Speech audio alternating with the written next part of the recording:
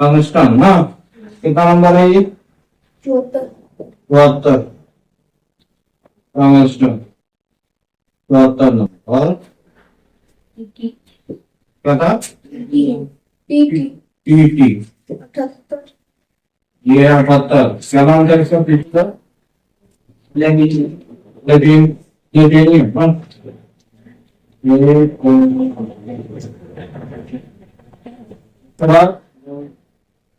Gold क्या था? एजी, AU gold. इसका कितना है? गोल्ड के बाद मरकरी, पारा। पारा का क्या? पीबी, एच जी ना।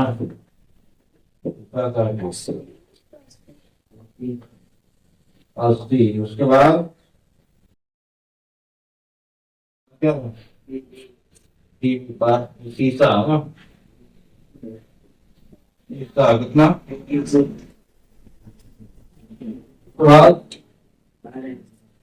आर आर दो जगह से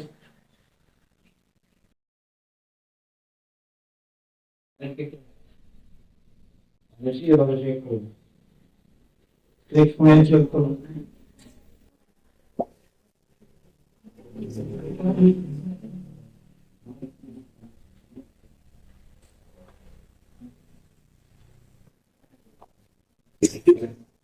ये है ये भी लिखा नहीं है। रेडियम, रेडियम ना। Radon, radium, radon, radon R A.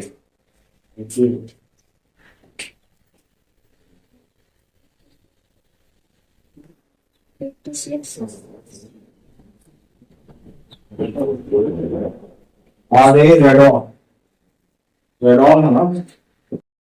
Are C R N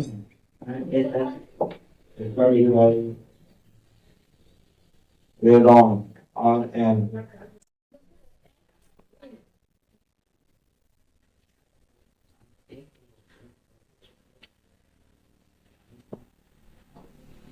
हम लोग को ये सब याद करना है। ठीक है, पीरियड 5 तक तो याद हो गया है।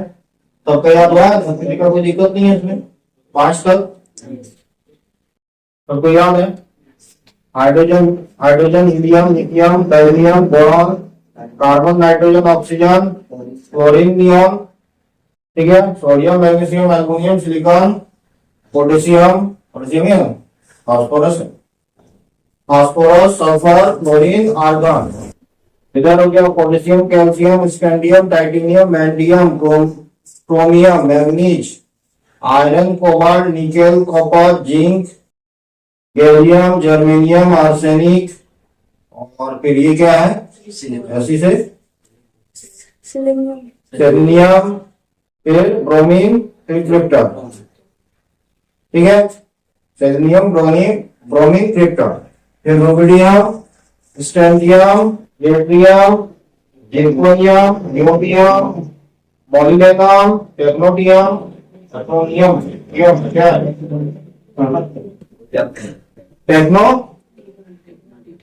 टेक्नोटियम, टियम है ना। टेक्नोटियम, टेक्नोटियम। फिर आयु से क्या है? Ruthenium, radium, palladium. फिर हो गया तुम्हारा सिल्वर, फिर कैडमियम, फिर इंडेनियम, इंडेनियम ही है ना, इंडियम। फिर हो गया तुम्हारा एसएन से टीन।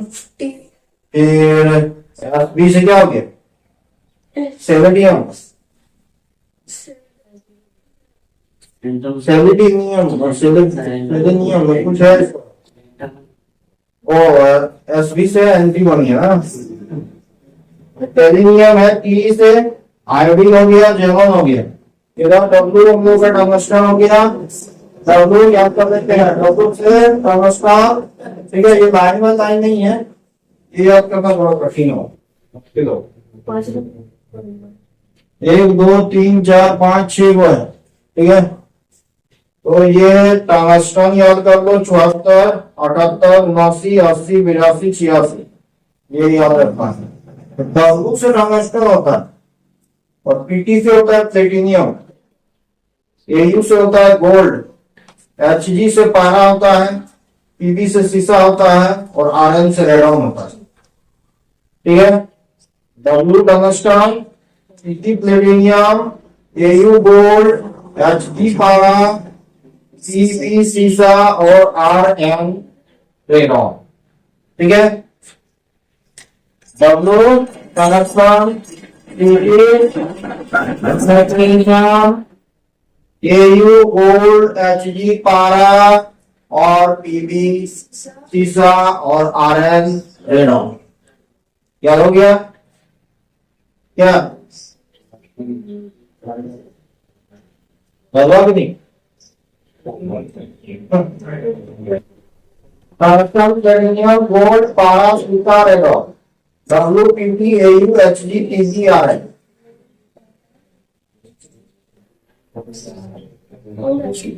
याद हो गया हमको लगता है। नमस्कार, प्लेटिनियम, गोल्ड, Hg पारा, Pb सीसा, Rn रेडॉन। जानते हैं चौहत्तर से शुरू है, 4 1 1 2 4, ये 74 बोलना नहीं, 24 पूरा में 10। बोलो सब क्या क्या है?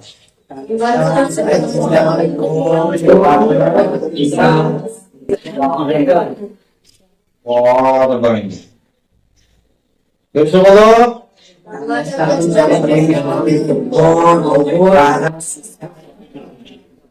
नंबर दो,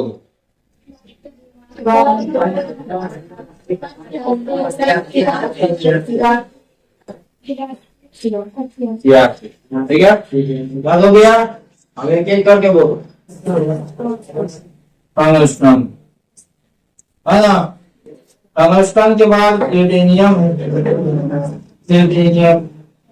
प्लेटिनियम के बाद हम लोग का गोल्ड है, गोल्ड के बाद हम लोग का पारा है, पारा के बाद है सीसा, सीसा के बाद है रेडॉन। ठीक है, एक याद करना, ये है इसका पटवार है। ठीक है, इसमें जोड़ दो कितना 4 हो जाएगा 78, फिर ये जोड़ दो, फिर एक जोड़ दो, एक 2 जोड़ दो, एक 4 दो। अब टंगस्टन का होता है W, प्लेटिनियम का होता है Pt, गोल्ड का होता है Au, पारा का होता है Hg, सीसा का होता है Pb, रेडॉन का होता है Rn। वाह, हाँ सब याद करने से रहा ना, तो मार बन जाएगा। चलो हम लोग स्टार्ट करते हैं, आगे बढ़ते हैं। ठीक है, ठीक है, तुम लोग को हम पढ़ाए थे अक्ष के बारे में। ठीक है,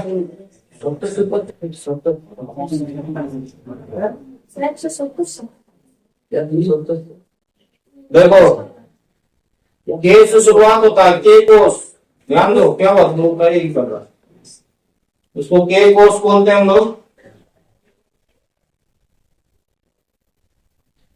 ठीक है, के कोष या इसको कक्ष बोला जाता है। ठीक है, के कोष हो गया, फिर एल हो गया, फिर एम हो गया, फिर एम हो गया, आगे बढ़ता है। ठीक है,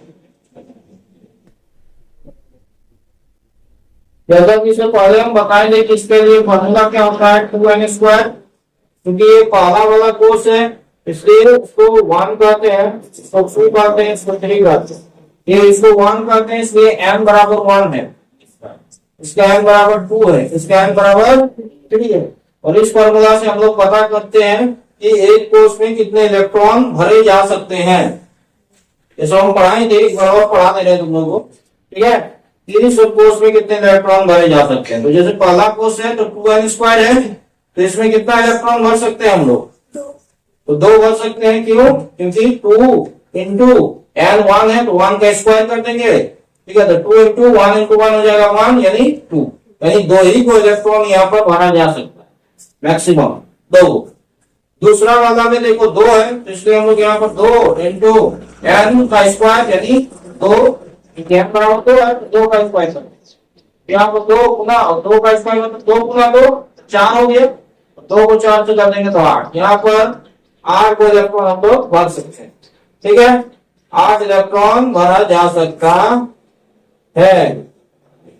ठीक है, उसी तरह 3 वाला करेंगे, ये 3 है हम लोग का n बराबर 3, तो 3 का स्क्वायर 2 गुना 3 का 9 यानी 18 को, तो मैक्सिमम 18 को यहाँ हम लोग भर सकते हैं।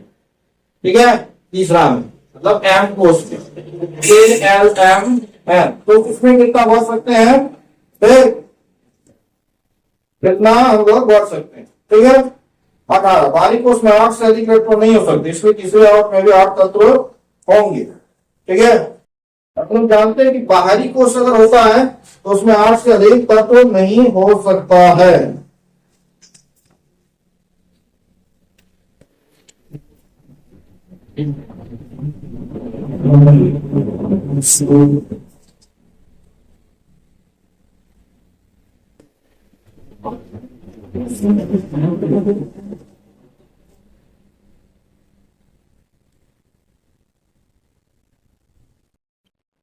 देखो आवर्त सारणी में हम लोग को क्या पता चलता है, आवर्त सारणी में तत्वों की जो स्थिति होता है, ठीक, उससे हमें रासायनिक अभिक्रियाशीलता का पता चलता है।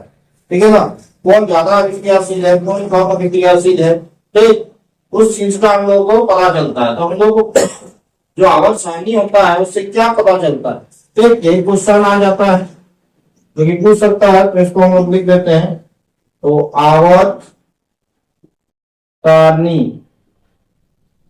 में तत्वों की स्थिति से, आवर्त सारणी में तत्वों की स्थिति से उनकी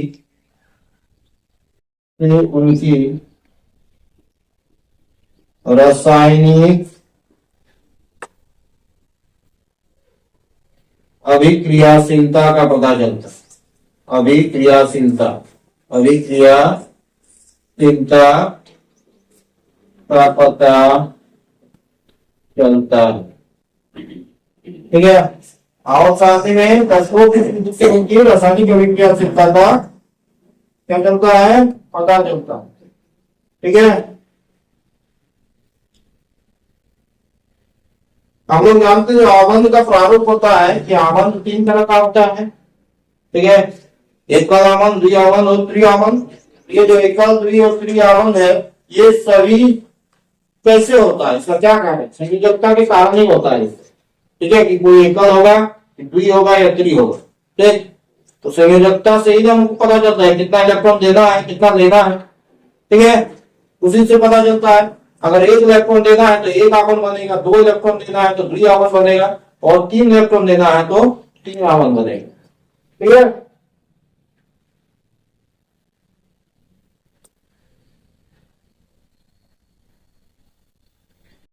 अब हम लोग जानते हैं यहाँ पर आधुनिक आवर्त सारणी की प्रवृत्ति क्या है। ठीक, संयोजकता, आप जानते हैं किसी भी तत्व की संयोजकता उसके परमाणु के सबसे बाहरी कोष में उपस्थित संयोजकता इलेक्ट्रॉन की संख्या से निर्धारित होती है। ठीक है, ये तो हम लोग जानते हैं संयोजकता क्या होता है।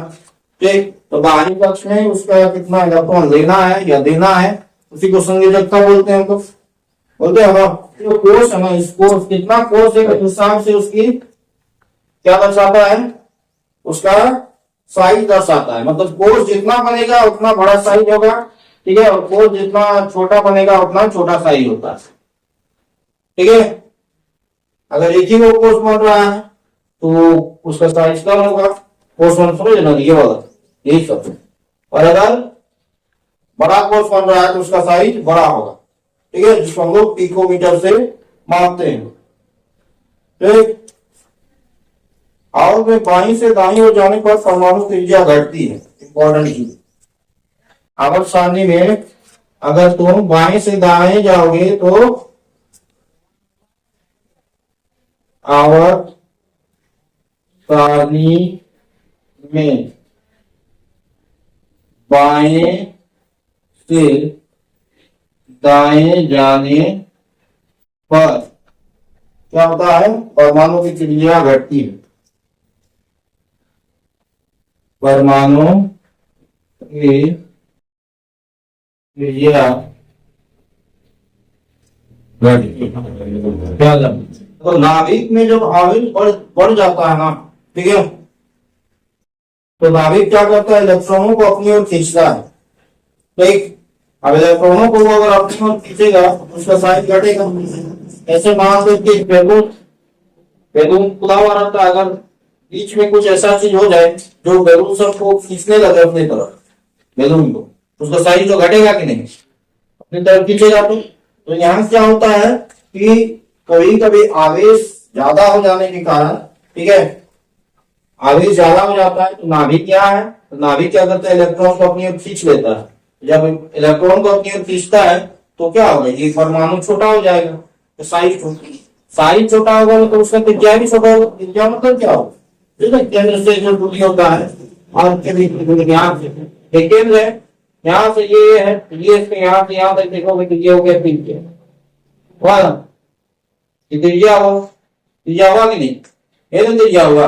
अब जितना इसका ये बनेगा, कोष बनेगा, उस हिसाब से उसका त्रिज्या निकालेंगे। ठीक, प्लस उसके आवेश पर डिपेंड करता है, ये भी ध्यान देना है कि जो तत्व है उसका आवेश कितना है, वो इलेक्ट्रॉन को अपनी ओर खींचता कैसे है। अगर यही चीज इतना दूरी तो दिख रहा है मेरा, लेकिन ये खींच के सामने मतलब ला रहा है, तो फिर इसका त्रिज्या घट जाएगा।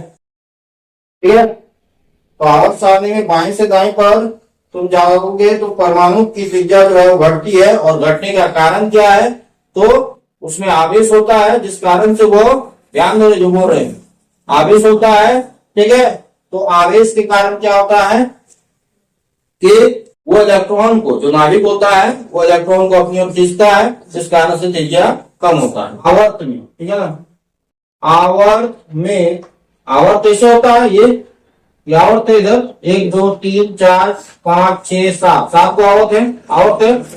ठीक है, आवर्त में अगर हम लोग बाएं से दाएं जाएंगे, ठीक, ऐसे करके ये आवर्त हो जाएगा इस तरह ना, ये बाएं से दाएं इधर जाओगे तो क्या हो जाएगा, परमाणु की त्रिज्या घटेगा। ठीक, जबकि अगर समूह में ऊपर से नीचे जाने पर परमाणु का साइज बढ़ता है। ठीक है, समूह कितने, 18 है। समूह में ऊपर से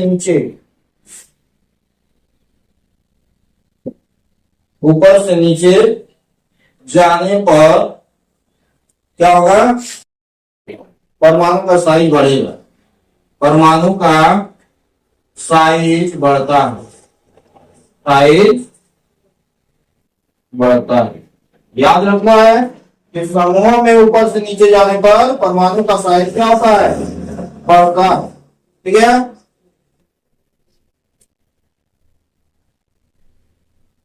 ऐसा क्यों होता है, तो ऐसा इसलिए होता है क्योंकि नीचे जाने पर एक नया कोष जुड़ जाता है, नाभिक तथा सबसे बाहरी कोष के बीच की दूरी बढ़ जाती है। ठीक है, ऐसा इसलिए होता है कि नीचे जैसे जाओगे उसका परमाणु संख्या बढ़ेगा, और परमाणु संख्या बढ़ता है तभी ना कोष बढ़ता है। गोल गोल से बढ़ेगा कैसे, इसका परमाणु संख्या ज्यादा होगा उसी कारण बढ़ेगा। अगर 2 है तो कॉलम ही हो जाएगा उसका, जबकि अगर 2 से ज्यादा है तो और एक को बनाना पड़ेगा, फिर और ज्यादा है तो और एक को बनाना पड़ेगा। तो जितना बड़ा गोल करेंगे उतना वो दूरी बढ़ेगा। ठीक है, और जितना दूरी बढ़ेगा उसका साइज बड़ा हो जाएगा। ठीक है, तो समूह में ऊपर से नीचे जाने पर परमाणु का साइज बढ़ता है।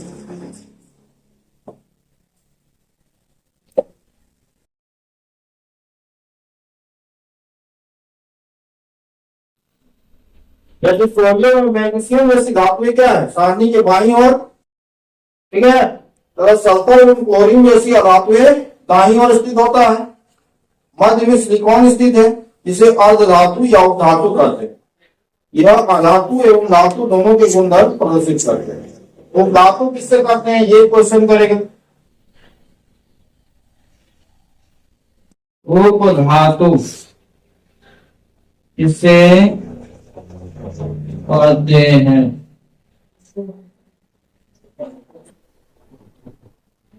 ऐसे तत्व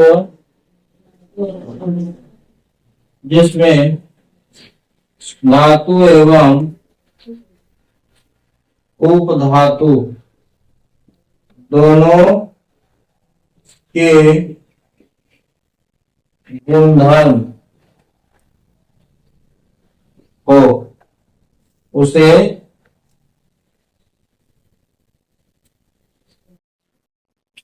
धातु लिखा धातु एवं अधातु दोनों गुणधर्म हो उसे उपधातु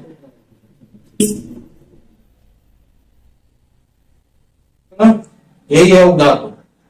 ठीक है, तो धातु ज्यादा नहीं है, जैसे बोरॉन हो गया, सिलिकॉन हो गया, जर्मेनियम हो गया, ठीक है, आर्सेनिक, एंटीमनी। ठीक, उसके बाद क्या है, टेक्नीडियम, उसके बाद हो गया पोलिनियम। ठीक है, पोलिनियम। आवर्त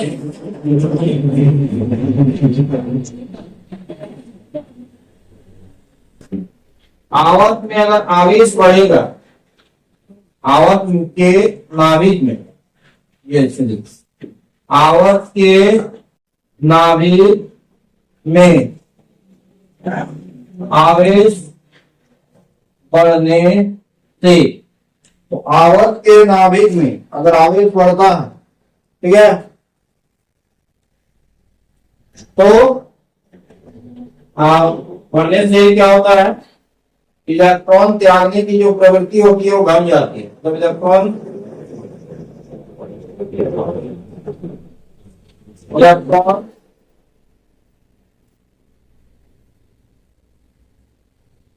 त्यागने की प्रवृत्ति बढ़ जाती है। आवर्त के नाभिक में आवेश बढ़ने से, आवेश तो बढ़ता है, हम लोग जानते हैं, इलेक्ट्रॉन को खींचता है। ठीक है, इलेक्ट्रॉन को खींचता है तो साइज इसका कम होता है, तो त्रिज्या कम होता है। ठीक है, तो ये जो होता है, ठीक है, इससे क्या होता है, इलेक्ट्रॉन त्यागने की प्रवृत्ति घट जाती है, क्योंकि इलेक्ट्रॉन को त्याग नहीं पाएगा। कैसे त्याग पाएगा, कोई अगर तुमको पकड़ के रखेगा, हम तुमको पकड़ के रखेंगे अगर, तो तुम घर जाना चाह रहा है लेकिन पकड़ के रखेंगे, घर जाना सकेगा नहीं सकेगा, पकड़ के रखेंगे।